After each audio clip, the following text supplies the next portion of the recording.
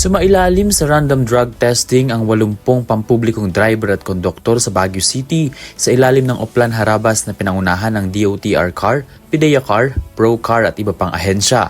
Isinagawa ito sa GovPac, Dangwa at Slaughterhouse Terminals at lumabas na lahat ay negatibo sa ilegal na droga.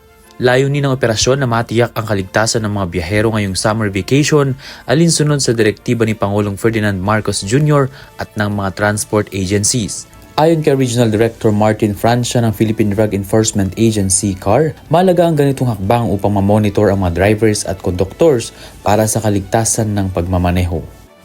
Ginagawa namin to para ma-monitor yung mga drivers, conductors at iba pang empleyado ng mga bus company, mga jeepney and mga vans.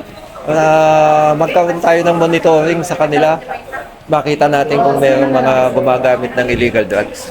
Siyempre, kapag hindi gumagamit ng drugs ang isang tao, mas safe ang kanyang pagdadrive. So, safe ang mga passengers natin sa buong biyahe nila.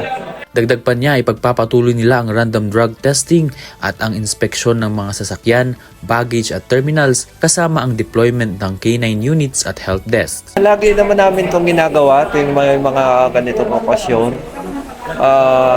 Hindi ko din nasabihin kung bukas ba o sa Sabado meron. Basta lagi namin itong ginagawa. Random palagi. Hindi nila alam kung saan kami pupunta, kung kailan.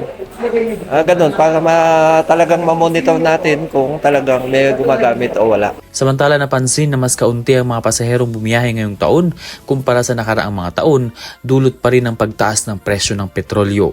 Tiniyak naman ng mga otoridad ang mahigpit na pagbabantay upang mapanatili ang kaayusan at seguridad sa mga terminals. Ven Pongsila para sa Mata ng Agila, Northern Luzon, matatag, matapang, matapat.